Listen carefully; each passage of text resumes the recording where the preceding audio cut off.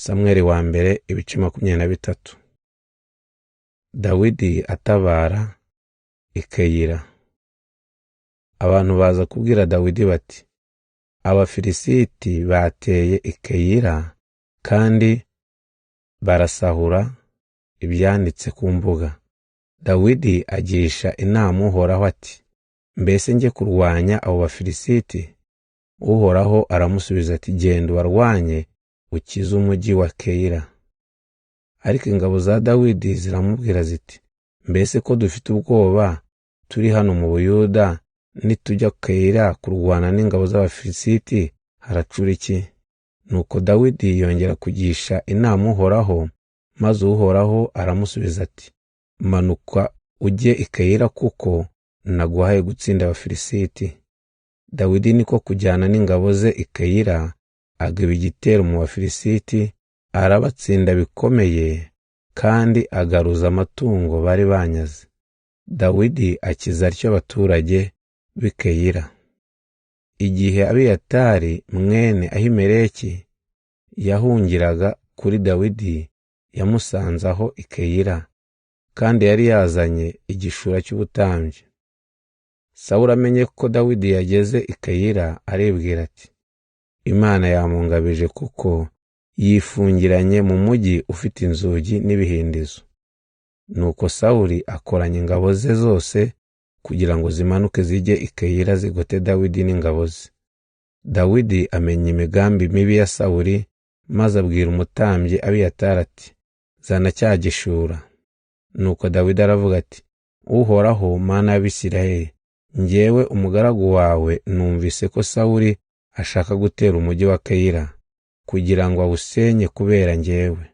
Mbese abakuru b'i Keyila bazantanga? Ese Sawuli azamanuka nk'uko nabibwiwe? Uhoraho Mana y'Abisirayeli, gira icyo umbwira. Uhoraho aramusubiza ati, azamanuka. Dawidi arongera ati, ese njyewe n'ingabo zanjye abakuru b'i Keyila bazatugabiza Sawuli? Uhoraho aramusubiza ati, bazabatanga. Nuko Dawidi n'ingabo ze nka 600 bava i Keyila, bahungira aho babonye hose. Sawuli yumvise ko Dawidi yavuye i Keyila, agahungwa areka kugaba igitero. Dawidi yihisha i Zifu n'i Mawoni. Dawidi ajya kwihisha mu bihanamanga by'i Zifu, aguma muri iyo misozi. Ubwo Sawuli yahoraga amushakisha, ariko Imana ntiyamumugabiza.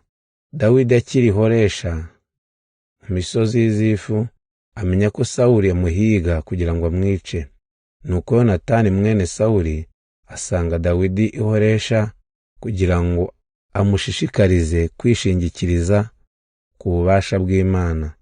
Aramubwira ati, witinya data, ntazagushobora. Nawe ubwe azi neza ko ari wowe uzima ingoma y'Abisirayeli, naho njyewe nkakubera icyegera. Nuko Yonatani na Dawidi bongera guhamya ubucuti bwabo mu izina ry'Uhoraho. Dawidi agumaho i Horesha, naho Yonatani arataha.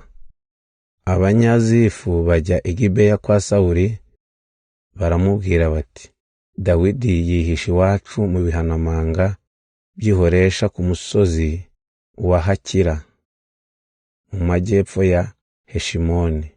None Nyagasani, niba ushaka kumufata, uze twishingiye kumugushyikiriza. Sawuli arababwira ati, Uhoraho abahe umugisha kuko mumfitiye impuhwe.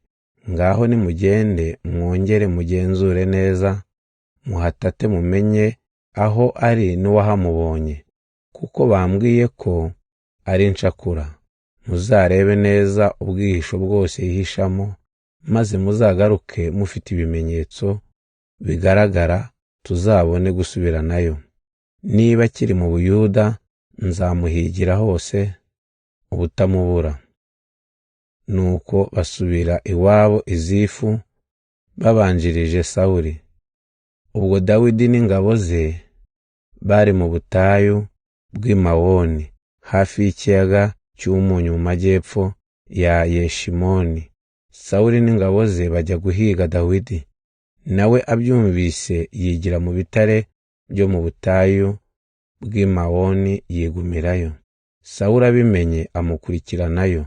Dawidi yihutaga cyane ahunga Sawuli, ariko Sawuli n'ingabo ze barabasatira cyane ku buryo bari ku ibanga rimwe ry'umusozi, Dawidi n'ingabo ze bari ku rindi. Sawuli agiye kubashyikira, haza intumwa iramubwira iti, tebuka, Abafilisiti bateye igihugu. Nuko Sawuli abarekeye aho kurikirana Dawidi ajya kurwanya Abafilisiti. Niyo mpamvu aho hantu bahise mu bitare by'ubutandukane. Dawidi ava aho ajya mu bihanamanga bya Enigedi agumayo.